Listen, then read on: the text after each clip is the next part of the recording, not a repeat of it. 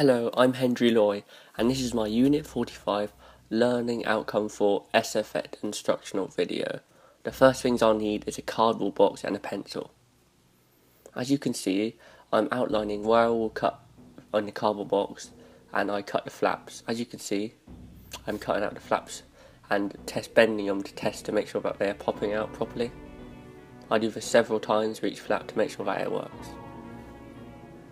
Now I've finished cutting out the flaps, I get my actor who's also acting in my film to test out to make sure that he can poke his hand through the hole. Now I'm putting newspaper on the table to ensure that the table does not get stained when I'm using the fake blood on the actor's hand. The fake blood I used was from Poundland, and yeah, it was pretty good as it was quite thick and it gave a quite good effect on the hand as I wanted it to do. As you can see, I am applying the fake blood to the actor's hand different ways, as I'm using a sponge as well to splodge it on and spread it to give a better effect.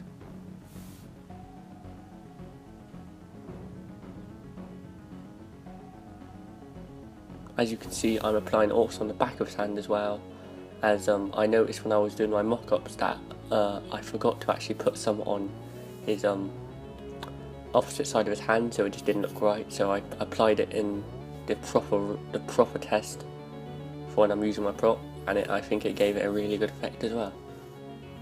Now I'm cutting out the outside flaps of the box, as I found they were quite annoying. I also cut a couple of cuts at the bottom of the box, and I applied some tape to apply to the table because I found that the box was quite unstable as well. So I did this to ensure that the box was stable enough to stand. I also put another cardboard box inside the cardboard box to ensure that the box was stable. I used topsoil as another prop to use for my prop, as I'm making a grave, I need soil, don't I? So I'm applying soil gradually, as you can see, and spreading it and making it uneven, as it would, and as if it was real, it would always be lumps. It would always be quite lumpy. I'm also applying another box, as I found that when I was applying the soil, the box was starting to be very unstable and starting to slant to a side as it was getting quite heavy. So I needed to put something under it to ensure that it didn't collapse. As I gradually got to the end, I found that it was just quite time consuming, so I had a friend help me finish the job, as you can see.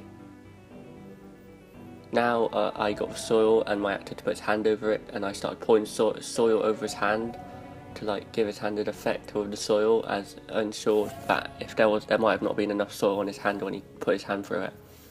As you can see, I used a green screen as well, as I thought midway through making this prop that a green screen and adding a picture of the grave would be better than actually going to a real grave and putting it on, as I felt it would be quite disrespectful. So I put a green screen and I did a test shot, and I will show you the test shot footage that I managed to do chroma keying at the end of this tutorial video. As you can see, I had someone record the actual shot of my actor testing it, and as you can see, my actor tests and puts hands through. As you can see, the prop actually worked. So now you can see my actor is washing his hands. It was quite a hefty job to get off his hands, but eventually, as you can see, he eventually got off.